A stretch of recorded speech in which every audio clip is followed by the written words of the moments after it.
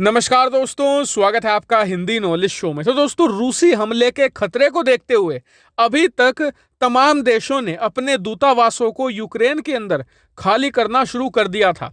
लेकिन अब अमेरिकी राष्ट्रपति जो बाइडेन ने ये खुलेआम ऐलान किया है कि यूक्रेन के अंदर जितने भी अमेरिकी नागरिक मौजूद हैं, जितने भी पत्रकार मौजूद हैं, तमाम लोग तुरंत यूक्रेन से बाहर निकलिए और जितना जल्दी हो सके यूक्रेन छोड़ दीजिए। और इसके पीछे एक ठोस कारण भी है। असल आप स्क्रीन पर देखिए, मैप में ऊपर यूक्रेन के ठीक बेलारूस स्थित है। यहां पर बेलारूस और यूक्रेन की सीमा के करीब अब से कुछ घंटे पहले रूस के हजारों सैनिकों ने बेलारूस की सेना के साथ मिलकर एक बहुत ज्यादा बड़ी मिलिट्री ड्रिल शुरू कर दी है।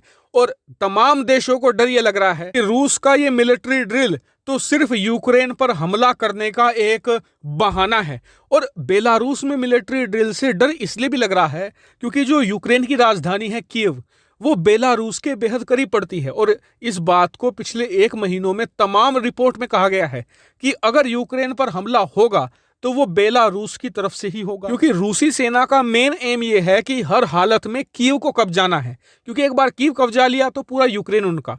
अब बेलारूस की तरफ से फायदा यह है कि डिस्टेंस बहुत कम है। रूस अचानक से एक बहुत बड़ा हमला बोलता है तो एक रात के अंदर वो बेलारूस से कीव पहुंच जाएगा, इतना नजदीक पड़ता है। ऐसे में रूस को ज्यादा संघर्ष नहीं करना पड़ेगा यूक्रेन की सेना से। ये बात रूस को भी पता है कि जितना ज्यादा युद्ध लंबा चलेगा उतना ही ज्यादा रूस को नुकसान होगा, क्योंकि यूक्रेन की सेना के पास इस समय अच्छी खासी संख्या में हथियार हैं, वो रूसी सेना को भारी नुकसान पहुंचा सकती है। तीसरा फैक्टर है पैसे का। आप सभी जानते हैं कि रूसी अर्थव्यवस्था बहुत कमजोर है, वो ज्यादा लंबे युद्ध को नहीं झेल सकती। अगर युद्ध 1-1.5 महीना भी चल गया तो वो रूसी अर्थव्यवस्था की कमर तोड़कर रख देगा, और उसके ऊपर से पश्चिमी देशों के प्रतिबंध अलग बात है। तो ऐसे में रूस चाहेगा कि 1-2 दिन के अंदर ही मामले का निपटारा कर दिया जाए। हालांकि कई लोग कहेंगे कि जी 2-3 महीने से बात चल रही है कि रूस अब हमला करेगा, रूस कल को हमला करेगा, परसों करेगा, लेकिन अभी तक नहीं किया। तो इस मिलिट्री ड्रिल में ऐसा क्या है कि अब लग रहा है कि अब तो हमला हो ही जाएगा? तो इसके पीछे तर्क दिया जा रहा है यूएनएससी का, दरअसल संयुक्त राष्ट्र सुरक्षा परिषद, जहां से दुनिया भर के तमाम देशों पर कठोर प्रतिबंध लगाता है यूनाइटेड नेशन। उस सिक्योरिटी काउंसिल का प्रेसिडेंट अब रशिया बन चुका है। तो इस चीज का फायदा समझिए।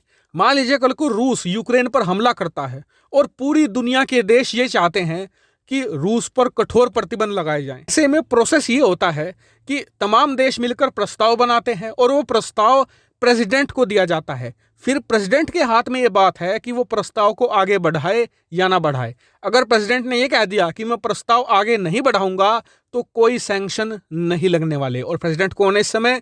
Russia.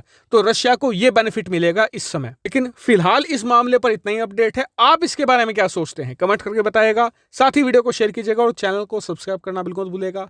Thank you very much for watching video.